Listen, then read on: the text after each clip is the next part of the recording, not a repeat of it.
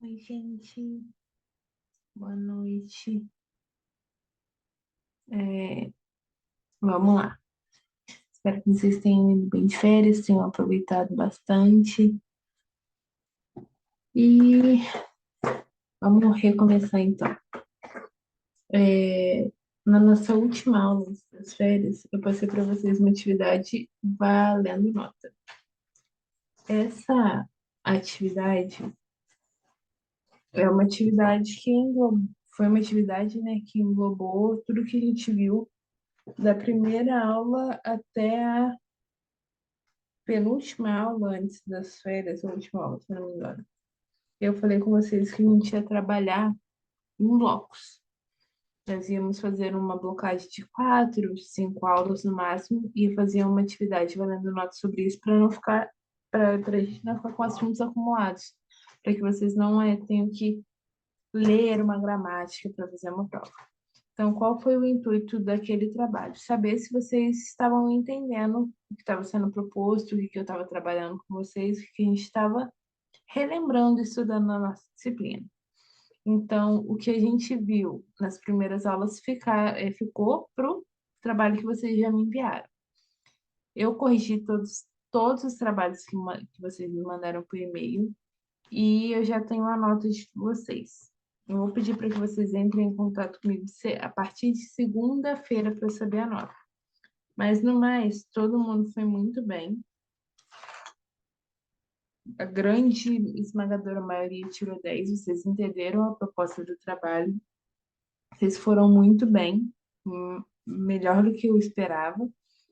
E então, a partir de agora, nós vamos começar uma nova blocagem de temas para a nossa segunda atividade diversificada. Nas primeiras aulas, nós vimos mais o lado da língua mais estrutural, o lado da morfologia, o lado das variações linguísticas, o lado da ortografia, da pontuação, que é a parte mais restrita da linguagem, digamos assim. Aquela parte que a gente aprende lá no comecinho nas nossas aulas de língua portuguesa, porque são as áreas que são é, utilizadas em qualquer outro campo da linguagem.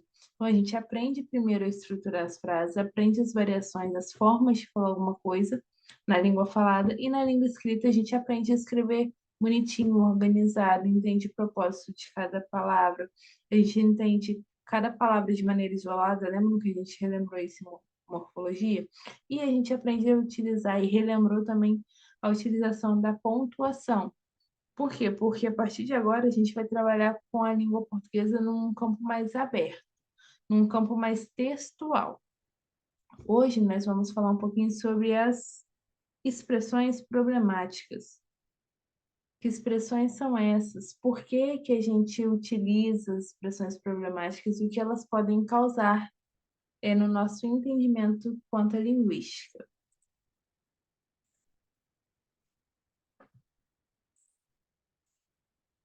Vamos lá, então.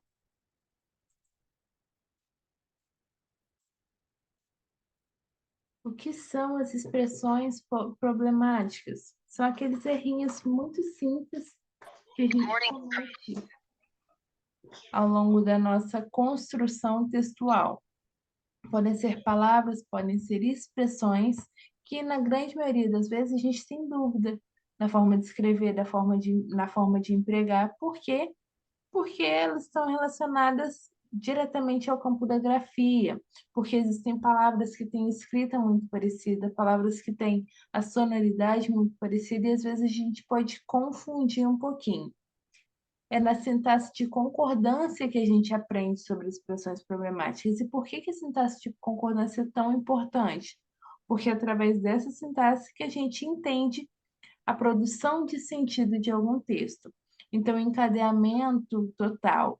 O texto em si ele precisa produzir um sentido, ele precisa ser um texto entendível. Lembra que eu falei isso com vocês lá nas últimas aulas?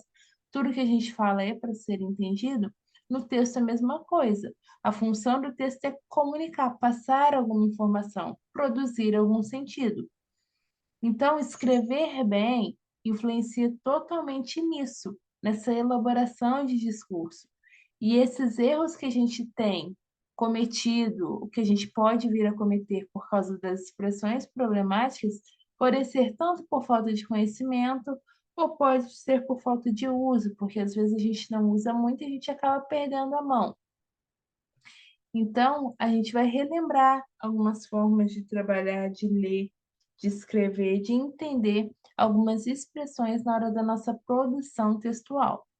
Para ficar mais fácil da gente lembrar e entender as expressões problemáticas, a gente precisa lembrar um pouquinho o que são homônimos e parônimos no campo da linguagem, no estudo da semântica, que é o estudo do significado das palavras. Os homônimos são aquelas palavras que têm a mesma pronúncia e, na grande maioria das vezes, a mesma escrita e têm significados diferentes. E os parônimos são as palavras que são parecidas na pronúncia e na escrita e também têm significados diferentes. Para ficar mais fácil, quando a gente falar sobre homônimos, a gente vai falar sobre 3 classificações.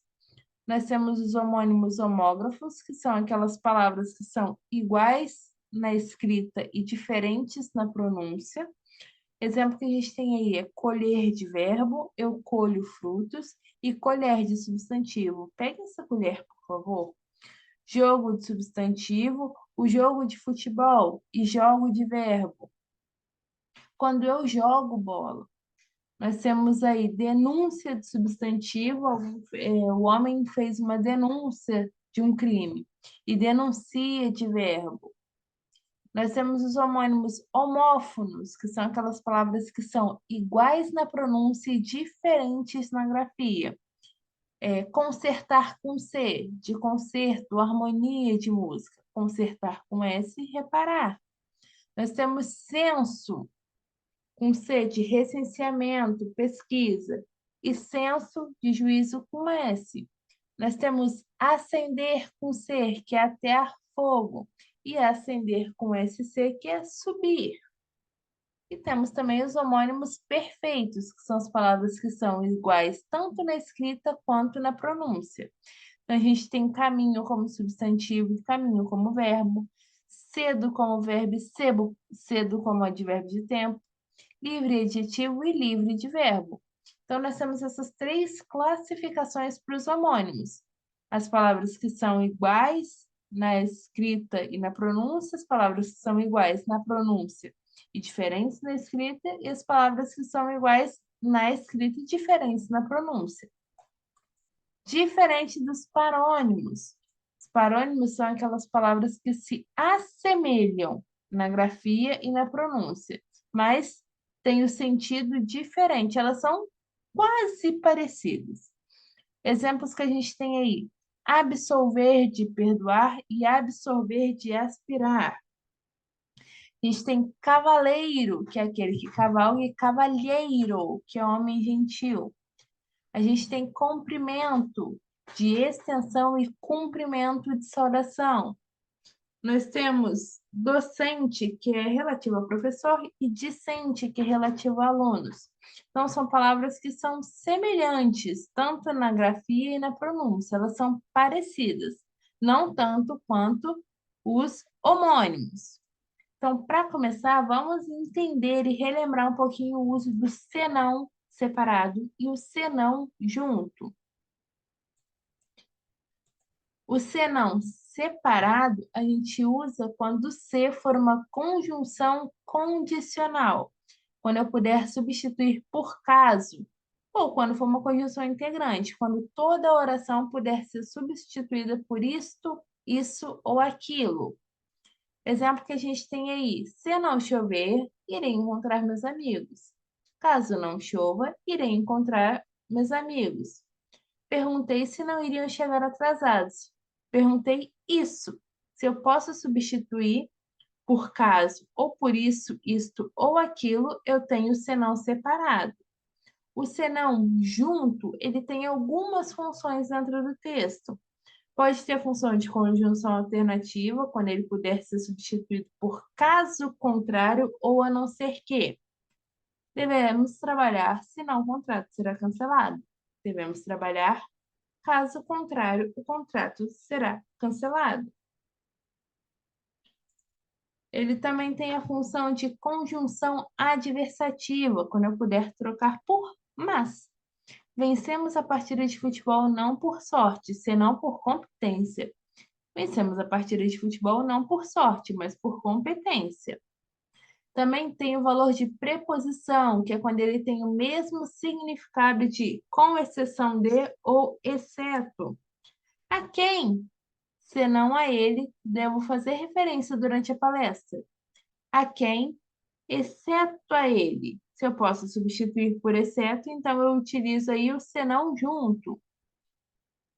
E também tem o valor de substantivo masculino, que é quando ele significa uma falha ou um defeito. Minha namorada é quase perfeita. Ela só tem um senão. Ela só tem um defeito. Outra expressão que é muito comum a gente esquecer como se utiliza: afim separado e afim junto.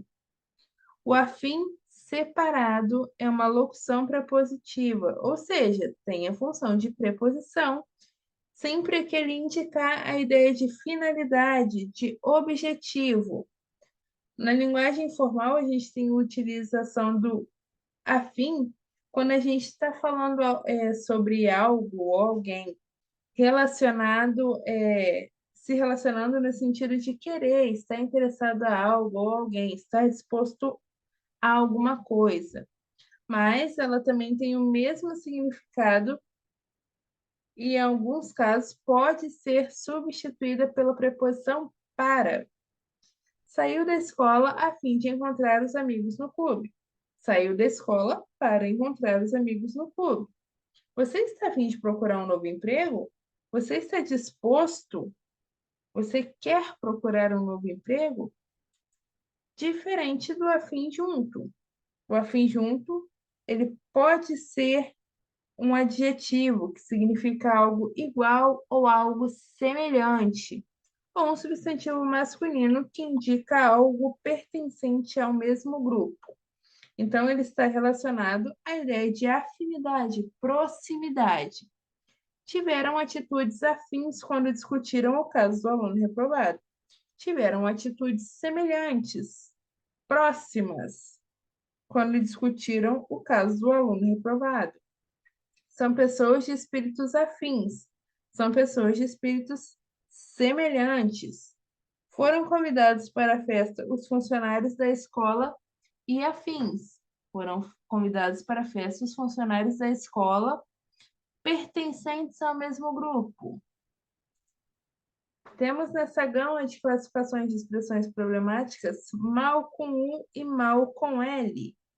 O mal com U é aquela regrinha que a gente aprende lá na escolinha. Quando eu puder substituir por bom.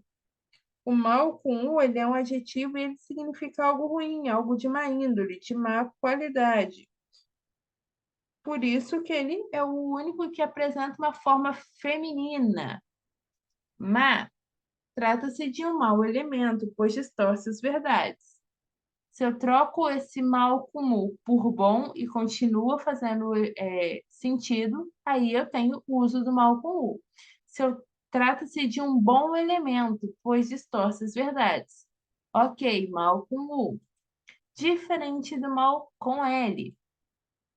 O mal com L ele pode ser um advérbio e significar algo irregular, algo errado, inconveniente, que é o contrário de bem. A seleção brasileira jogou mal, por isso sofreu derrota fragorosa diante da Alemanha. Como não se preparou, era evidente que iria mal na prova. Como não se preparou, era evidente que iria bem na prova. Pode atuar também como substantivo e significar alguma doença, alguma moléstia, ou algo nocivo e prejudicial.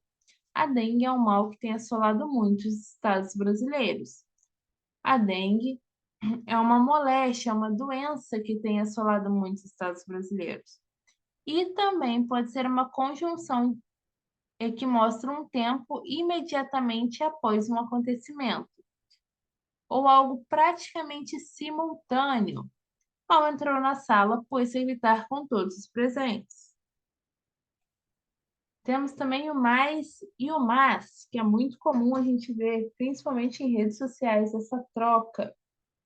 O mais, com i, indica intensidade, então é o oposto de menos. E também pode ser utilizado para listar ideias ou alguns argumentos. É um dos países mais miseráveis do planeta. Ele foi o garoto que mais tentou e ainda assim não conseguiu vencer o desafio. Indicando intensidade, utiliza-se mais com i. O mas com s liga ideias opostas, equivale a porém, contudo, entretanto. A proposta apresentada pela empresa parece ser mais viável, mas não recebeu muitos votos. Ele tenta aprender uma língua estrangeira, mas não consegue. Estou utilizando ele para ligar ideias opostas. Temos também o aonde, onde e donde. O aonde corresponde ao lugar em que algo está, só que expressa a ideia de movimento, porque, segundo a regência do verbo, quem vai, vai a algum lugar. Então, a gente adiciona esse a algum lugar no onde. E aí a gente forma esse vocábulo, aonde. Aonde você vai com todos esses livros? Ideia de movimento. Quem vai, vai a algum lugar. Ainda não sei aonde irei no sábado à noite. Não sei para onde irei me movimentar no sábado à noite. O onde corresponde a um lugar permanente, um local físico. Onde você mora? Eu não sei onde fica a cidade de Resende Costa. Lugar físico, lugar permanente. Onde? E o donde indica algo que vem de algum lugar. Deixa eu ver uma aguinha aqui. Por quê? Porque tem um valor circunstancial. Aquilo que vem de algum lugar, porque a regência do verbo vir exige a preposição de. Então, também a gente só utiliza os dois juntinhos. Donde? De onde vêm essas palavras? De onde vêm essas palavras?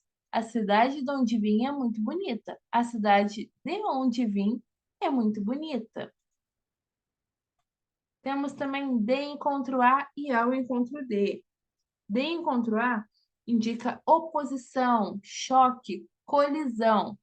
O caminhão desgovernado foi de encontro ao muro, derrubando-o em seguida. Todavia, não machucou ninguém. Ele bateu, colidiu. Então, quando é uma colisão, um choque, a gente usa de encontro a. O ao encontro de, a gente utiliza quando a gente fala sobre algo favorável, algo próximo, quando duas coisas coincidem ao mesmo ponto de uma maneira amigável. Como sua opinião vem ao encontro da minha, poderemos lutar pelas mesmas reivindicações salariais. Como nós temos opiniões favoráveis próximas, nós poderemos lutar juntos. O A sem o H e o A com o H. O A com H pode ter alguma, o A sem o H, no caso, pode ter algumas classificações, dependendo, claro, do contexto. Então, ele pode ser utilizado como artigo definido singular, quando ele vier especificando o substantivo feminino. Estivemos em consulta com a pediatra, não é qualquer pediatra, é com a pediatra, uma mulher, estou especificando. Pode ter o valor de preposição quando ele vier regido por alguns verbos e ele necessitar dessa preposição para que o enunciado tenha sentido. Eu disse a ela que estava tudo bem. Quem diz algo a alguém. Então, ele está ali preposicionando o verbo. E também quando tiver o valor de locução adverbial, quando tiver ali só para juntar dois termos. Daqui a pouco vai chover. A gente não fala daqui a pouco. A locução adverbial já tem o azinho ali, daqui a pouco. O a com H é uma conjugação do verbo haver, no sentido impessoal, quando ele vier no sentido de existir, no sentido de ter, ou no sentido de fazer. Então, se a gente puder substituir o verbo a por um dos verbos acima, ou haver, ou existir, ou ter, ou fazer, ele não vai alterar, e ele não alterar o sentido da frase, aí a gente vai utilizar o a impessoal, do verbo haver no impessoal. A meteorologista disse que há muita probabilidade de chuva amanhã. A meteorologista disse que existe muita probabilidade de chuva amanhã. Há vários livros no meu quarto. Tem vários livros no meu quarto. Não nos vemos há muitos anos. Não nos vemos faz muitos anos. Indicando o tempo decorrido, a gente utiliza o a com H. Outra expressão que é muito comum a gente ver um erro: sentar-se à mesa e sentar-se na mesa. Sentar-se à mesa é sentar-se em frente à mesa, segundo a regência do verbo. Sentar-se na mesa é sentar em cima da mesa, sobre a mesa. Temos também o em domicílio e o a domicílio. Quando a gente utiliza em domicílio, a gente utiliza com verbos sem noção de movimentação. A professora ensina inglês em domicílio. Ela ensina inglês na casa dela ou na casa do aluno. A domicílio dá essa ideia de movimentação. O restaurante faz entregas a domicílio. Sai do restaurante e vai até a casa do cliente. Nós temos o obrigada e o obrigado. No obrigada, o obrigado, a gente tem aí um adjetivo que, no contexto de agradecimento, significa que alguém se sente agradecido por alguma coisa. Então, nesse caso, o adjetivo deve concordar com o elemento a quem ele está se referindo em grau e número, e nunca a pessoa que está fazendo esse favor. Então, no caso, se eu sou uma mulher e me sinto agradecida de algo, eu falo obrigada. Homens, no caso, quando se sentem agradecidos de algo, eles falam obrigado. Nós temos também o menos e o menos. O menos não existe e o menos é um advérbio que não é flexível. Então, ele pode ser utilizado tanto no singular quanto no plural, tanto em substantivos femininos quanto em substantivos masculinos. Menos amigos, menos gente. Outro que é muito comum a gente ver erro por aí são os porquês. O primeiro e o segundo porquê da tabelinha a gente não confunde muito, o que a gente mais confunde são os dois de baixo. O porquê separado é utilizado para fazer pergunta direta. Por que foi embora? O porquê junto a gente utiliza na resposta, na justificativa. Por que choveu? O porquê separado e acentuado é utilizado sempre em final de frase e imediatamente antes de um ponto, seja final, ponto de interrogação, ponto de exclamação ou reticências. No exemplo que a gente tem aí, ainda não terminou a prova? Por quê? Observem como o porquê está grafado. Ele veio imediatamente depois de um ponto, imediatamente antes de um ponto, então ele precisa ser grafado. Você ainda pergunta por quê? Claro, não sei por quê. Observem como todos os porquês estão grafados com acentuação. Por quê?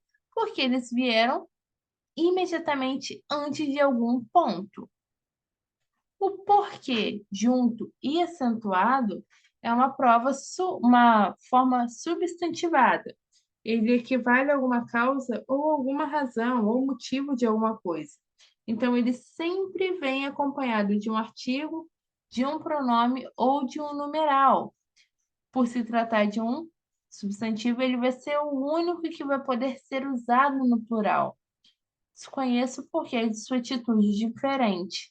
Eu desconheço o motivo da sua atitude indiferente. Apresente ao menos um porquê de toda essa confusão. apresente ao menos uma razão para toda essa confusão.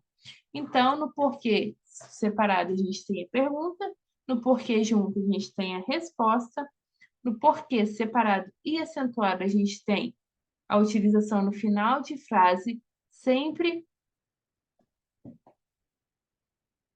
antes de um ponto, e o porquê junto e acentuado toda vez que ele for substantivado, equivalente a um substantivo. O que a gente tem para a nossa aula de hoje é isso. Eu vou subir essa aula na plataforma agora, e na próxima semana a gente continua. Vou só dar uma olhada aqui no cronograma de vocês. Que na próxima semana nós teremos a nossa aula mais tranquila até aqui. A partir de agora, nós vamos ver a linguagem num campo mais contextual, num campo mais textual. Falei isso para vocês já no comecinho dessa aula. Por quê? Porque a partir de agora a gente está caminhando para a utilização da língua ao pé da letra, no nosso dia a dia, num entendimento melhor. Tá bom? Eu acho que é isso então, galerinha. A gente se vê na próxima semana. Tchau, tchau.